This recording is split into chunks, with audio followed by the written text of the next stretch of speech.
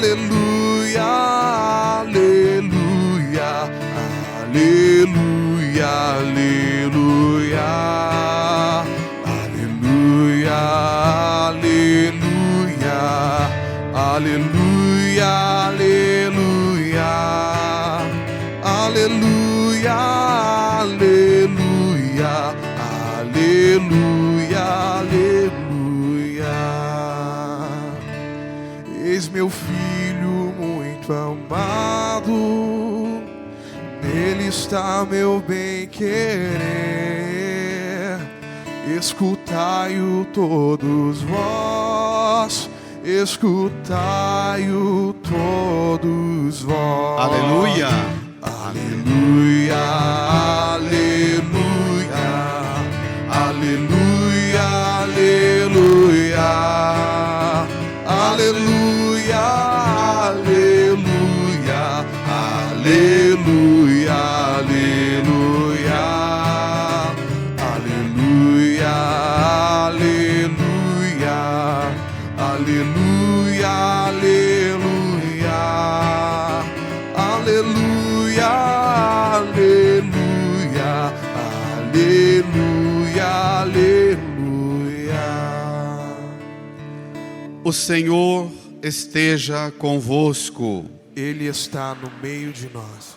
Proclamação do Evangelho de Jesus Cristo segundo Mateus. Glória a vós, Senhor. Naquele tempo, Jesus tomou consigo Pedro, Tiago e João, seu irmão, e os levou a um lugar à parte sobre uma alta montanha, e foi transfigurado diante deles. O seu rosto brilhou como o sol, e as suas roupas ficaram brancas como a luz. Nisto, apareceram-lhes Moisés e Elias conversando com Jesus.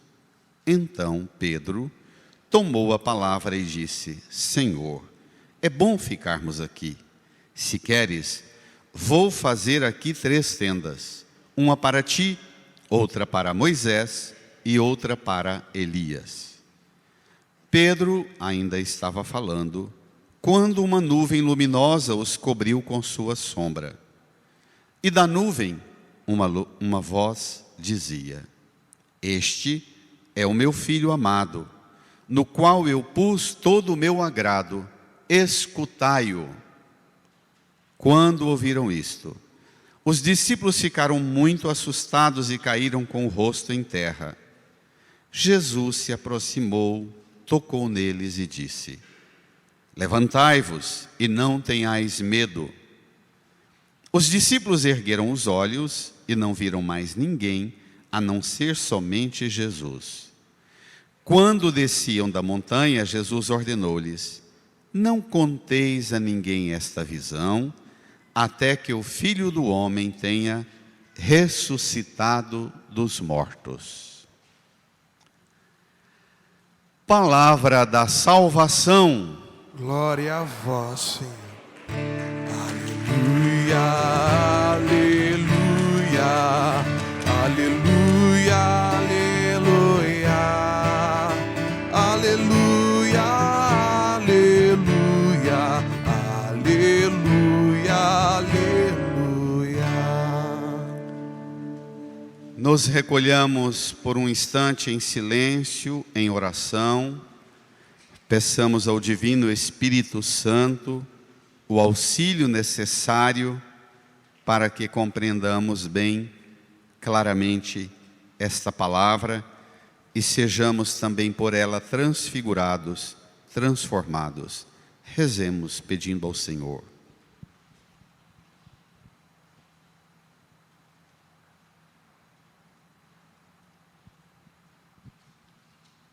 Amém.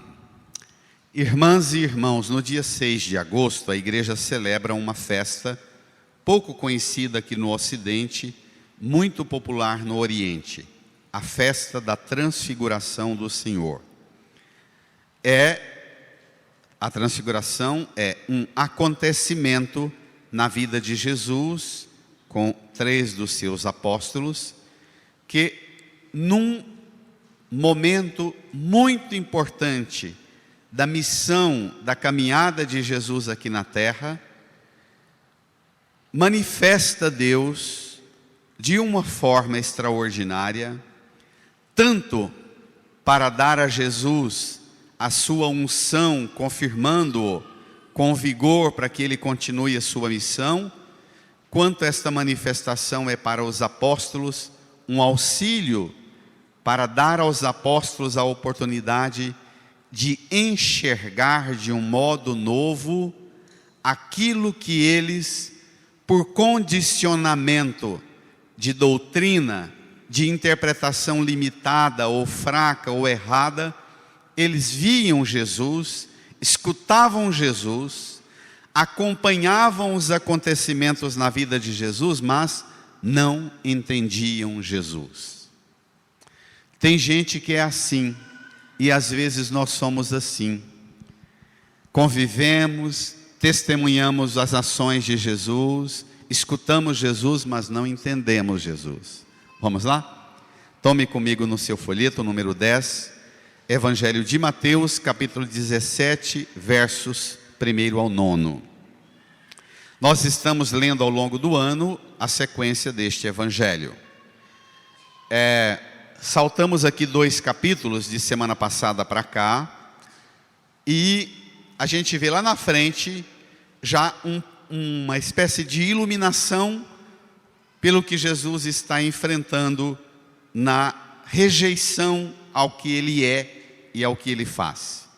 O texto de hoje começa assim: naquele tempo, Jesus tomou consigo Pedro, Tiago e João, seu irmão, e os levou a lugar à parte, sobre uma alta montanha. Espere lá.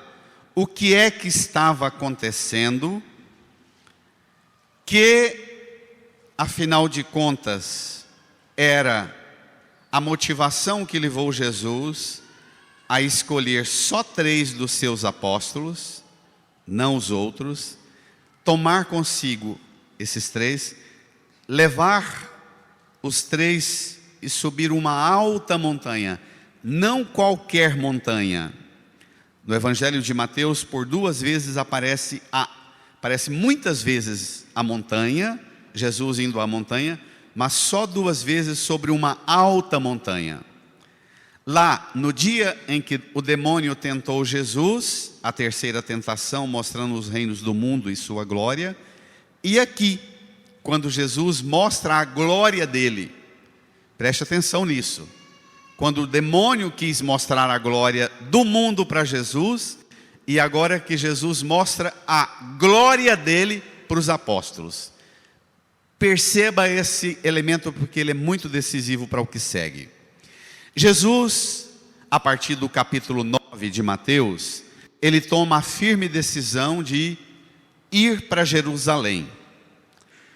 É um caminho longo, que dura um tempo extenso, segundo o relato dos evangelhos.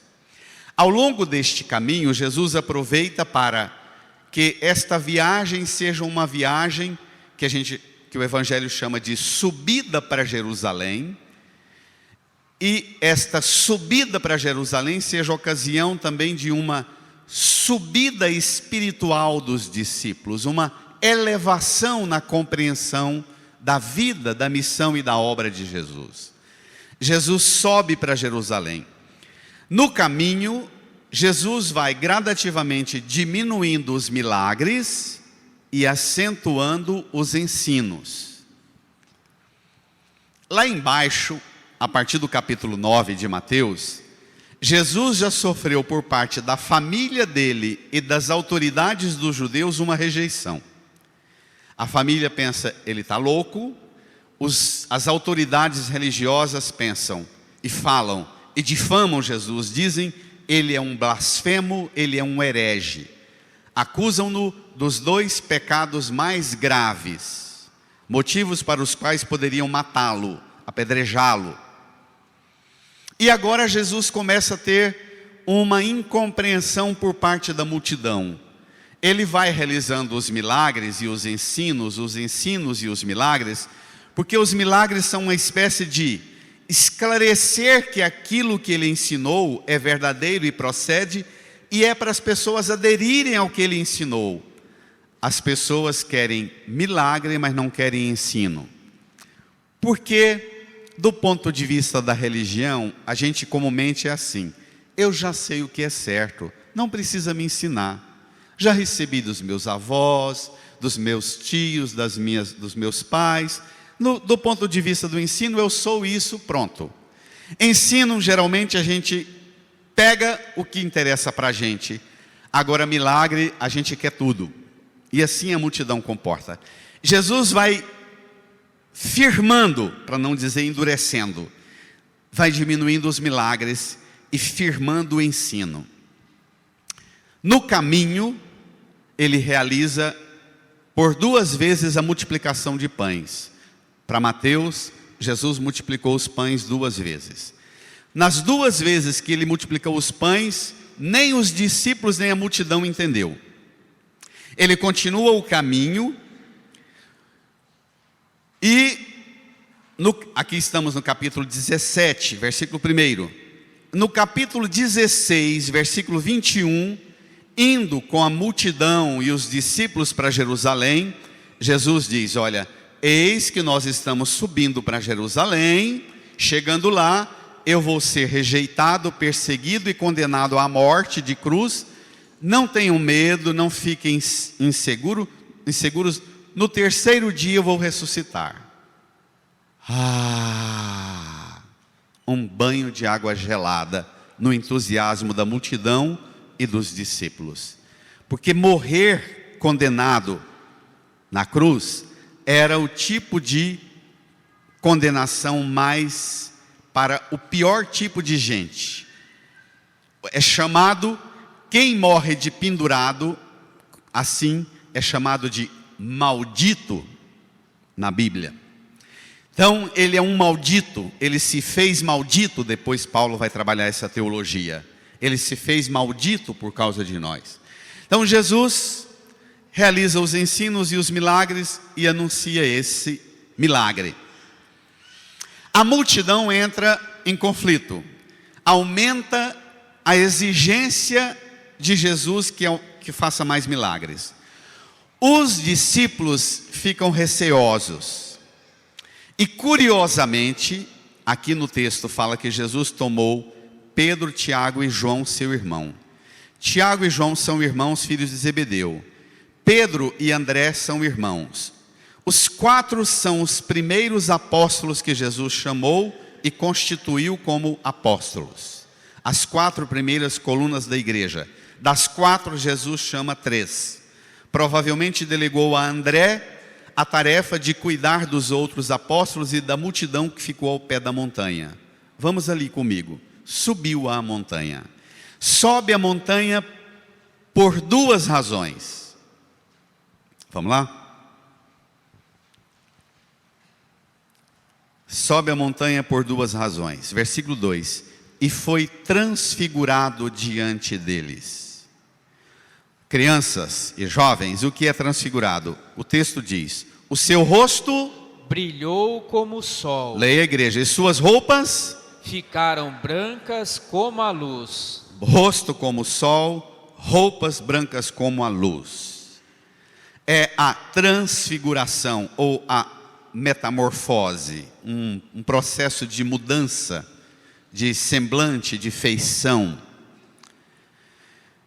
Isto se contrapõe gravemente ao escândalo da cruz, essa feição horrorosa, escancarada de violência, humilhação, vergonha. Agora ele transfigura roupa e rosto. Os apóstolos, Pedro, Tiago e João, eu já disse, repito, que Jesus ao longo do Evangelho de Mateus, ele anuncia por 3 vezes que ele vai morrer na cruz. Na primeira vez que ele anuncia, Pedro pega Jesus, torce o braço de Jesus, leva Jesus a um lugar à parte e dá uma bronca em Jesus. Fala: Deus não permita tal coisa, que isso nunca te aconteça. Na terceira vez que Jesus anuncia, Tiago e João estão lá em cima da montanha, pegam Jesus e levam Jesus a um lugar à parte e dizem assim: Senhor, nós queremos fazer um pedidozinho para o Senhor. Quando o Senhor estiver lá nessa glória, reserva os 2 primeiros lugares para nós. Fica bom assim. O Senhor garantindo isso, a gente até segue o Senhor e vai conviver com o Senhor nesse negócio de sofrimento, de morte na cruz. O Senhor garantindo os 2 ministérios da economia e do planejamento, está ótimo. Isso aí, o resto a gente se vira, não é?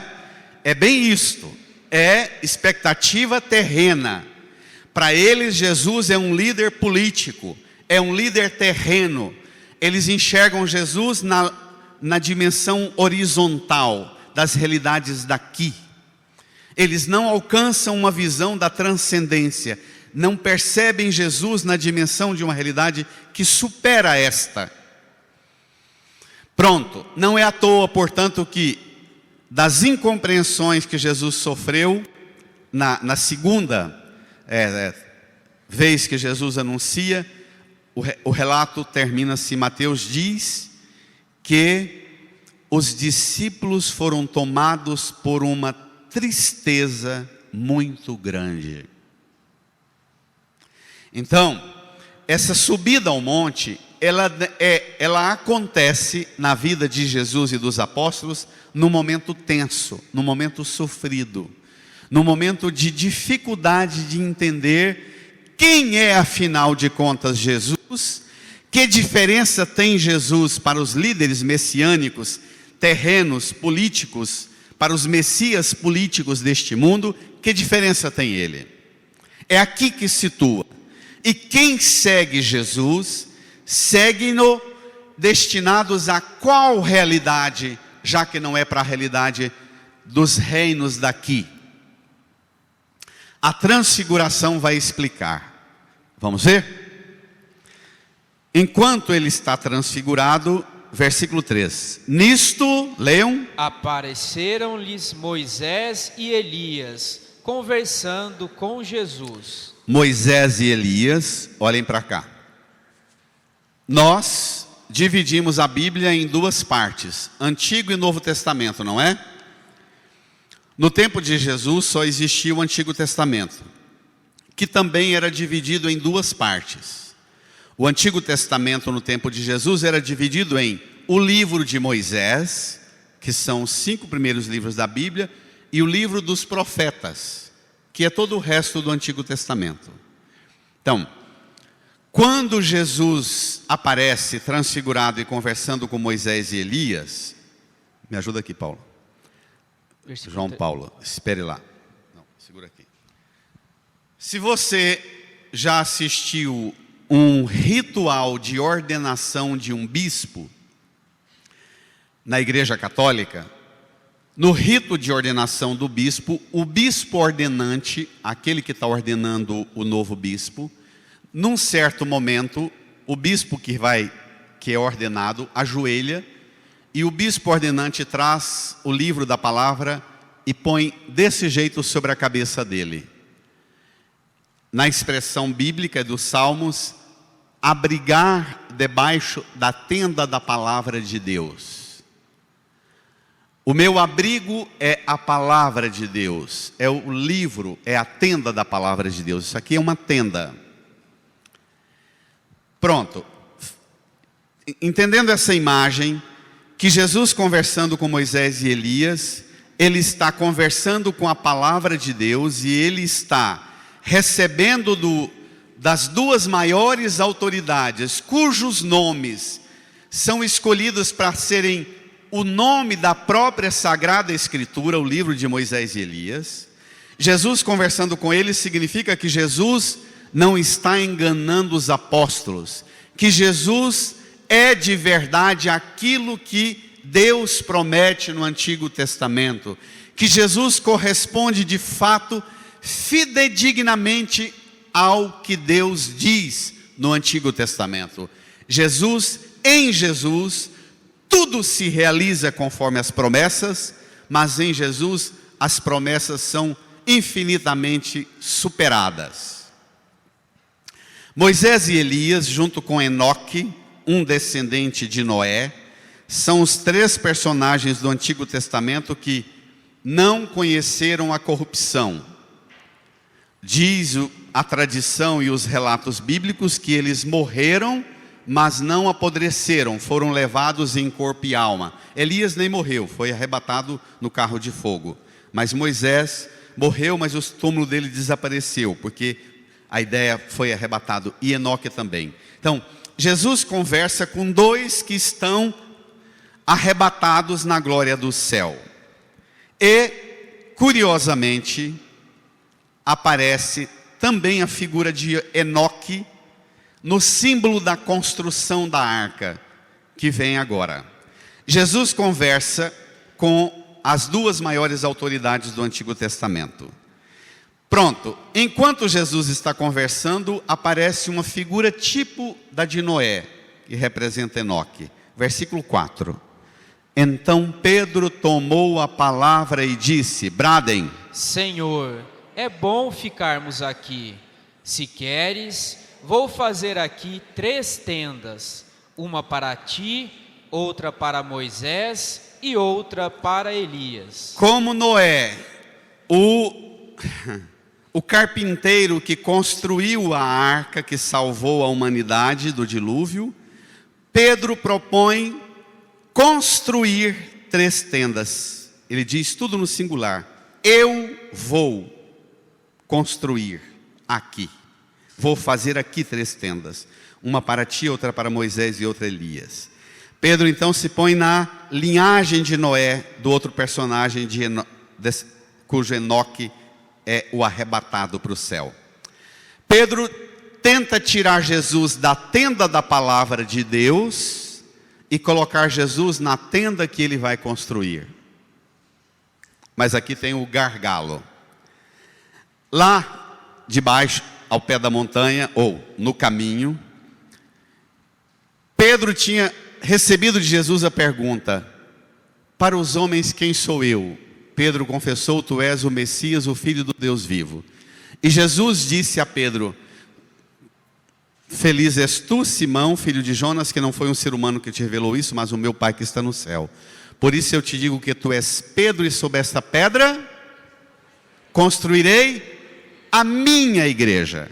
Então, Pedro aqui retira-se da escolha que Jesus fez dele para ser uma construção sólida de pedra, e ele propõe para Jesus uma construção provisória, porque tenda é abrigo provisório, que a gente faz de época em época. Passa tempo da seca na beira do Araguaia, as tendas se diluem nas enchentes e vão todas embora.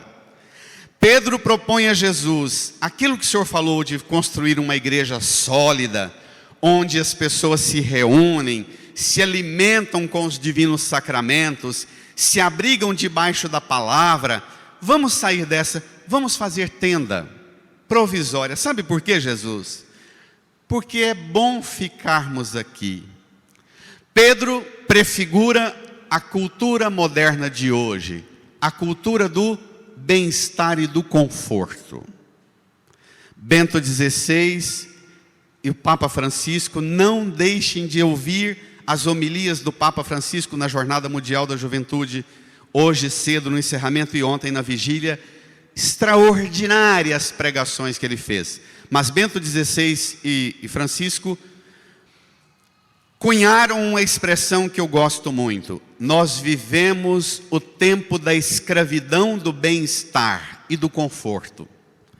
Nós somos escravas e escravos do conforto e do bem-estar. Nós somos tentados a uma sociedade ao modo que Pedro propõe, da tenda. É bom ficar aqui, porque a hora que ficar ruim, tá fácil, a gente não gastou muito para construir, desmonta essa tenda e vaza. Nós somos a sociedade do descarte. Nós queremos acolher e reconhecer tudo como tenda. Esse casamento deu trabalho, é tenda, desmonta, não é?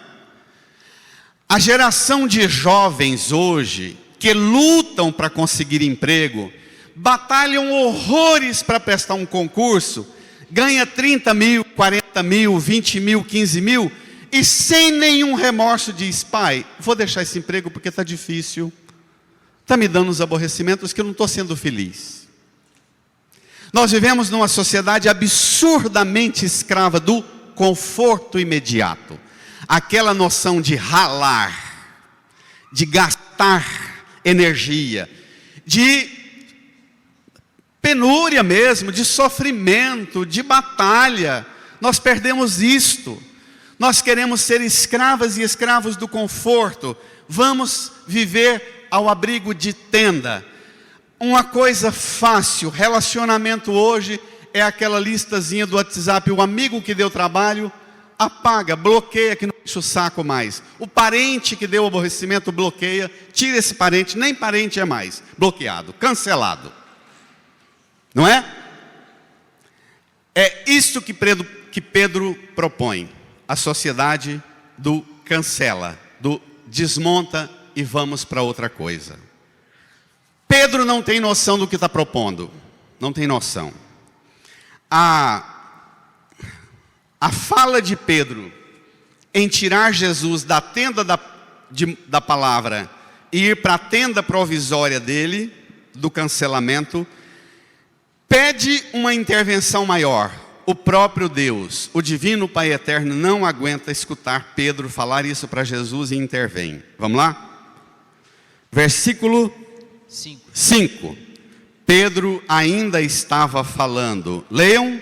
Quando uma nuvem luminosa os cobriu com sua sombra. Isso é um modelo de manifestação da presença de Deus, chamado na Bíblia de teofania. É a manifestação de Deus através dos elementos da natureza. Nuvem, fogo, sombra e chuva, raio, tempestade, terremoto, vento, que está um pouco na linha de Elias, que entra na gruta, lembra? Vem o terremoto, vem o fogo, vem tudo, mas vem a brisa suave. Aqui Deus entra, desce uma nuvem luminosa, os cobre com sua sombra. Como é que é luminosa? Como é que é nuvem? E como pode uma nuvem luminosa fazer sombra? Não devia fazer sombra, devia iluminar. Aqui é uma sofisticação de linguagem. O que a gente chamava antigamente nos almanaques, aquelas pegadinhas. Nuvem luminosa porque na caminhada da fé, você nunca tem a plena segurança de tudo. Na caminhada da fé, o único que tem e detém a segurança de tudo é Deus. Maria fica perturbada e pergunta ao anjo: como é que eu vou ser mãe do Messias se eu não conheço homem algum? Calma, mulher, isso não é obra de homem. O Espírito te cobrirá com sua sombra, mulher. Então, é tirar de nós a pretensão e a presunção de que nós resolvemos.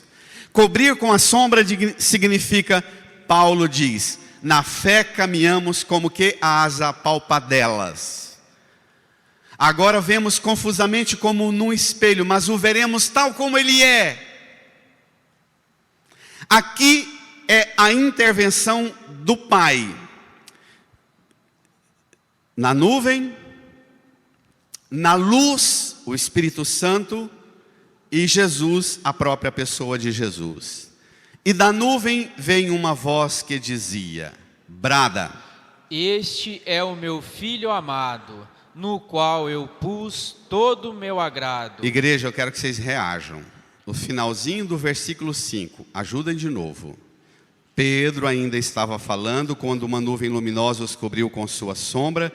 E da nuvem uma voz dizia: brada, igreja. Este é o meu filho amado, no qual eu pus todo o meu agrado. Brada. Escutai-o. Escutai, Pedro. Pedro, é você que tem que entrar na tenda do meu filho amado, no qual eu pus o meu agrado. É você que tem que se abrigar na tenda da palavra dele, Pedro. É você que tem que escutar e não ele ser comandado por você, Pedro. Escuta, Pedro. Mas tem um problema. Escutar é um processo difícil.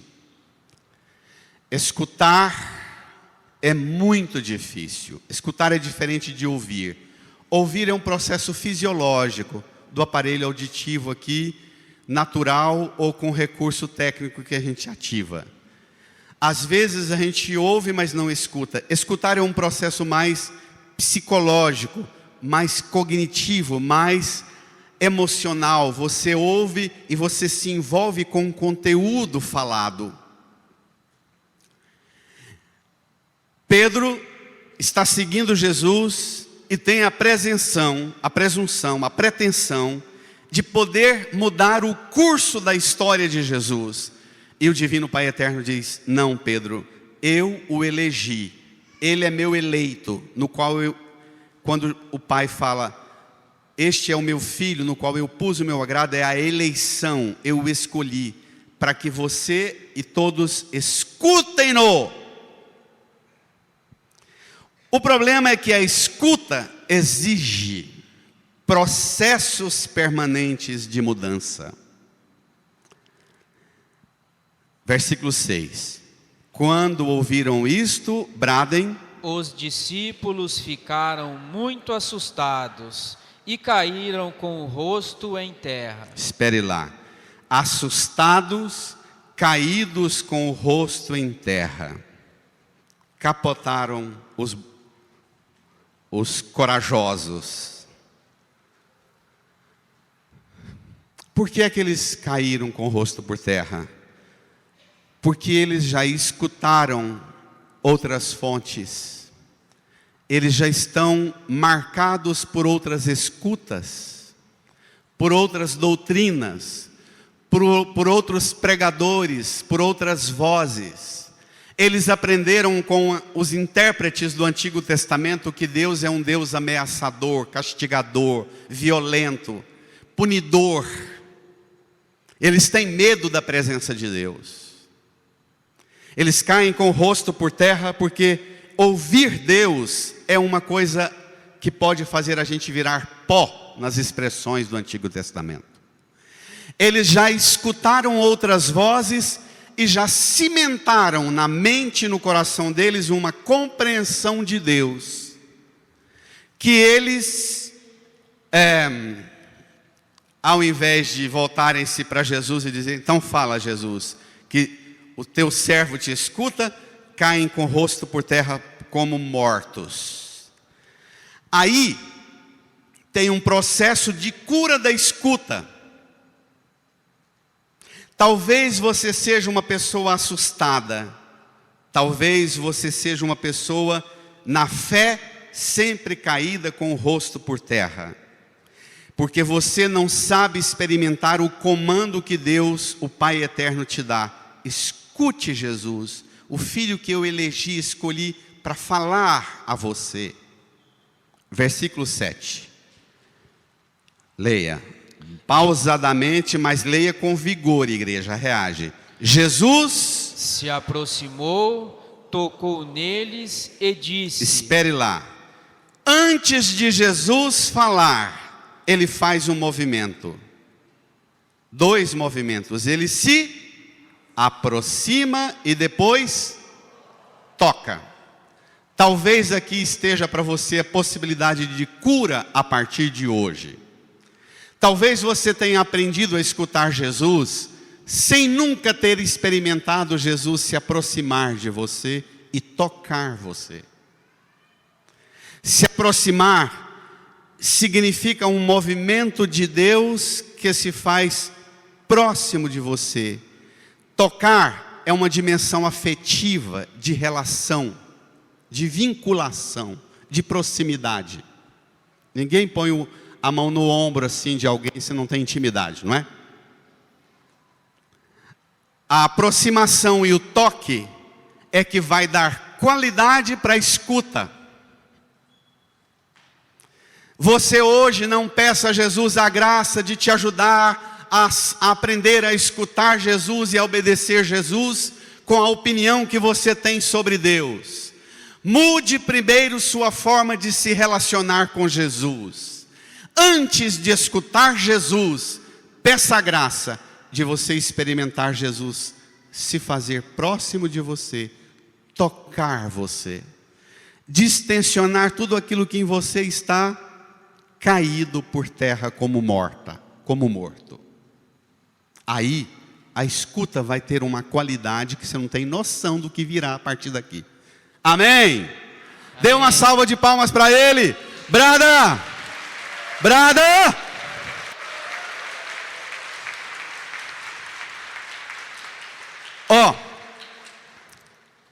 Primeiro, aproximação. Nos exercícios espirituais inacianos, Santo Inácio tem um método que ensina a gente a rezar com o recurso da inteligência e da imaginação. Santo Inácio diz que a gente tem que se colocar na cena e usar a imaginação positivamente.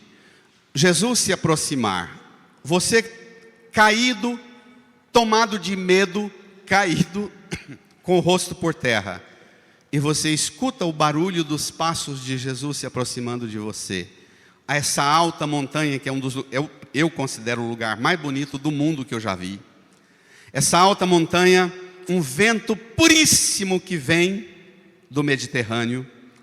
Essa alta montanha, você sente aquela brisa e o aproximar-se de Jesus. No barulho dos passos de Jesus, você sente o toque de Jesus. Pedro quer uma cultura de cancelamento e Jesus quer uma cultura de vinculação, de toque, de aproximação, de aliança. Jesus toca e diz: brada a igreja. E nem sabe onde está. Versículo 7. Vamos voltar lá. Jesus se aproximou, tocou neles e disse: brada.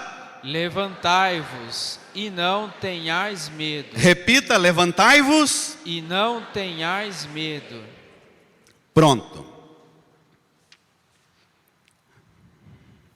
Vivemos na sociedade do medo, da religião do medo, da política do medo, das ideologias do medo, da cultura do medo.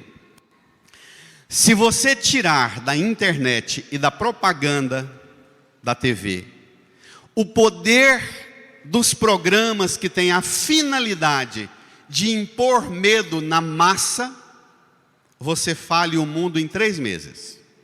Porque a indústria do medo é uma das que mais gera lucro no planeta. Dúvida? E a indústria do medo chegou forte em nós, nos pregadores e nas religiões. Nós somos os que mais nos servimos da indústria do medo. A própria polarização ideológica e as igrejas e os pregadores entrando na polarização é exatamente transformar a religião a serviço da indústria do medo. Medo do capitalismo, medo do comunismo, medo da Venezuela, medo da China, medo daquele partido, hoje tem as aberrações lá, medo da região sul, medo da região norte. É sempre a indústria do medo que se impõe sobre nós. Nós, pregadores, ensinamos as pessoas a terem medo de Deus, tanto quanto medo do capeta, para transformar os medrosos em meros doadores de dinheiro para a igreja. E essa indústria enriquece bandidos, mercenários, ladrões e assaltantes, e as massas se sentem confortáveis no curral dos medrosos, nas religiões, nas políticas e nas ideologias. Jesus se opõe gravemente a essa cultura do medo e apresenta um novo modo de experimentar Deus, um Deus que se aproxima, que toca, que fala e que ergue. Levantai-vos. Mas levante de uma maneira nova. Não levante com o medo que te fez cair. Levante deixando no pó da terra o medo que te derrubou. erguei-vos de um modo novo. Irmã e irmão, se você tiver coragem de deixar a indústria do medo que te domina, te manipula, e se tornar a partir de hoje alguém que escuta Jesus, mas preste atenção, não escute Jesus sem antes exercitar na meditação e na oração, experimentar Jesus se aproximar e tocar você. Amém? Amém. Quando Ele te falar, a voz dele será uma voz que se distingue de tudo quanto é voz, e você se erguerá. Olhe só, versículo 8. Os discípulos ergueram os olhos, vai, igreja, e não viram mais ninguém, a não ser somente Jesus. Pronto. Quando você ergue os olhos, erguer os olhos porque eles estão no chão, caídos, não verem mais ninguém, nem nuvem, nem Moisés, nem Elias, nada, nenhum fenômeno, não verem mais ninguém a não ser somente Jesus, porque, diz Santa Teresa, só Jesus basta, não precisa de mais nada. A presença de Jesus inaugura em você um modo novo de viver, não sem problemas. Não significa que descendo da montanha com Jesus, você vai encarar uma realidade lá na sua casa que não tem as dificuldades que você tem. Não é isso que Jesus está falando. Não diz Jesus que você descendo da montanha você não vai ter problemas de saúde, no trabalho, no emprego, as confusões na família, na política, na economia, na cultura. Não é isso que ele propõe. Ele não é um picareta das ideologias manipuladoras, que sataniza o outro lado para apresentar-se como bonzinho. Todo mundo que se apresenta como bonzinho merece o rótulo da suspeita. O único que merece a marca da confiança absoluta é Jesus. Amém? Amém. Só Ele. Não há nenhuma ideologia boa, perfeita. Todas são por vezes necessárias, mas todas as ideologias possuem a marca da fragilidade, da sombra humana, que se serve do medo para fazer os de lá passar para o lado de cá, para manter sistemas. Jesus, ao ver esses homens, varões que ele chamou, olha o que acontece, versículo 9. Quando desciam da montanha, Jesus ordenou-lhes, brada, não conteis a ninguém esta visão, até que o Filho do Homem tenha ressuscitado dos mortos. Olha só, isso aqui que aconteceu com vocês é um mimo, é uma delicadeza de afeto meu com vocês. Não conta para ninguém não, guarda isso para nós. Isso aqui é um vínculo de aliança. Vamos na sequência. Escutar, levantar, não ter medo e descer da montanha. Porque a partir de agora, escutando Jesus, a gente sabe que a ressurreição será definitivamente a última palavra diante da morte, do sofrimento, das fragilidades minhas e do mundo. Descer da montanha disposto a escutar Jesus, que é o único que detém a força da ressurreição que vence toda a morte. Amém. Amém. Aleluia. Brada uma salva de palmas, um grito de amor.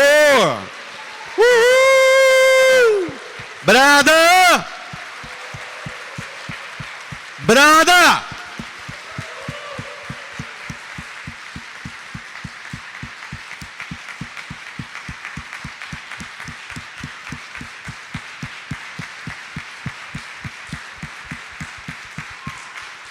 Amém. Não é que não tem cruz, não é que não tem morte, é que a cruz e a morte e todo o sofrimento que vier nunca mais terão poder de ter a última palavra sobre mim, sobre nós. Não mudou a realidade, mudou a forma de encarar a realidade. Amém? Isso é metanoia, é mudança de mentalidade. Então, antes de descer da montanha hoje e enfrentar a segundona braba, e ainda hoje à noite talvez, quem sabe você se permita experimentar pela primeira vez, antes de ouvir Jesus, pedir de Jesus a graça, de que você experimente Jesus se aproximar de você, tocar você e erguer você do que te faz cair com o rosto em terra, tomado de medo. Incline a sua cabeça, feche os olhos.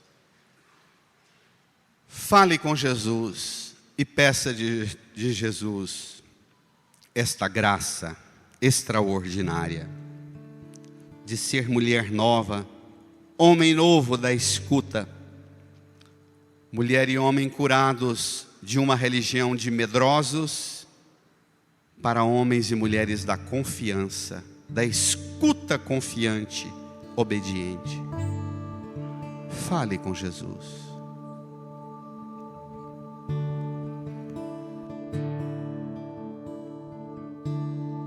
Quero mergulhar nas profundezas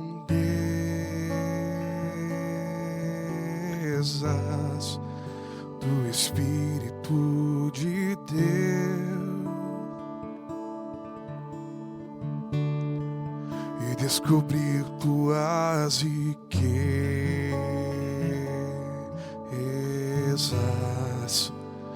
em meu coração.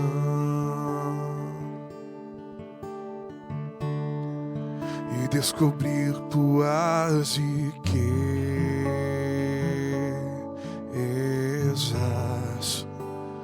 em meu coração.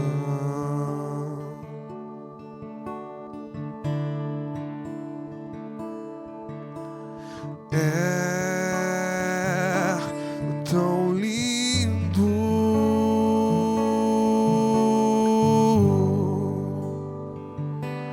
tão simples,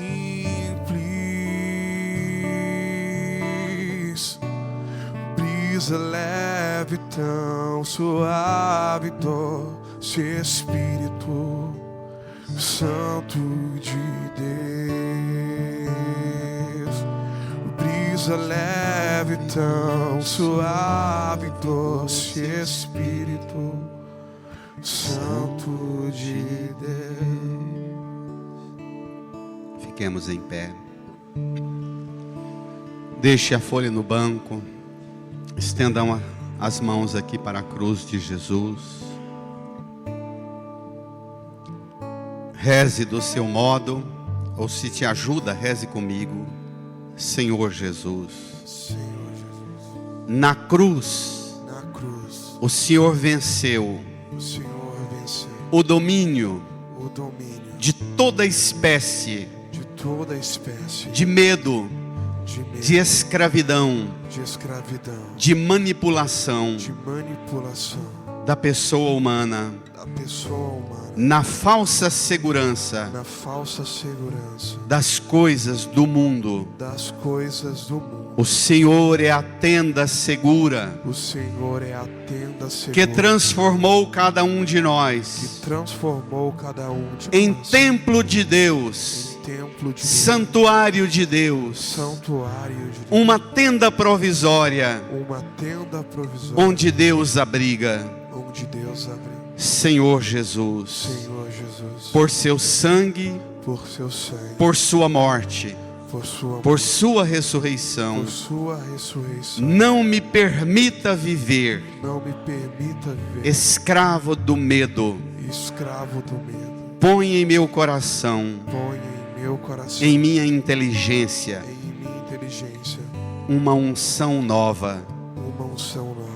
Capacita e qualifica a minha escuta da palavra, a minha escuta do Senhor. Põe a mão no seu coração e no silêncio faça uma oração pessoal com Jesus. Faça com Ele Imagine naquela montanha um abraço que ele deve ter dado nos apóstolos, um pacto de aliança para descer e enfrentar a vida. Também abrace Jesus e agradeça a Jesus, que vai ajudar você a descer a montanha de um modo novo e enfrentar sem medo, com o vigor da fé e coragem, todas as realidades que só você tem que enfrentar descendo da montanha hoje. Fale com Ele e renove com Ele esta confiança, esta aliança. É tão lindo,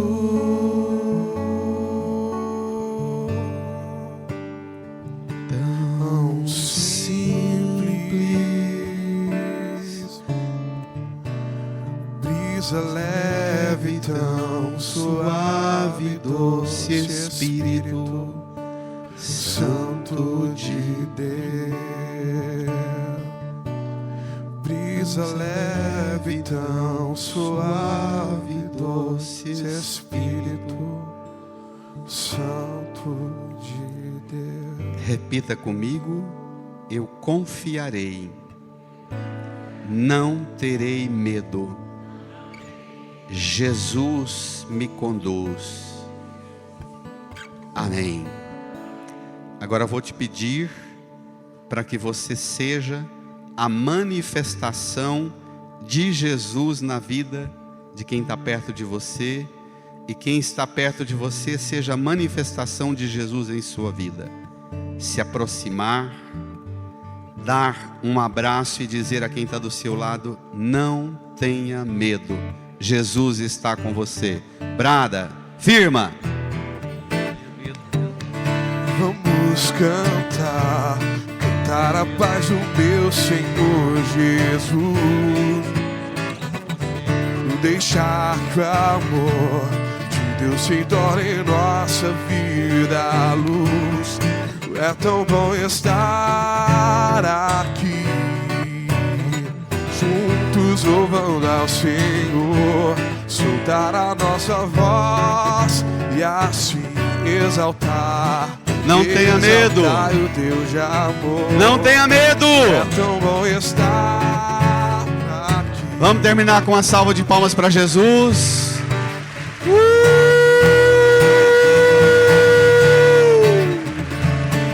Brada!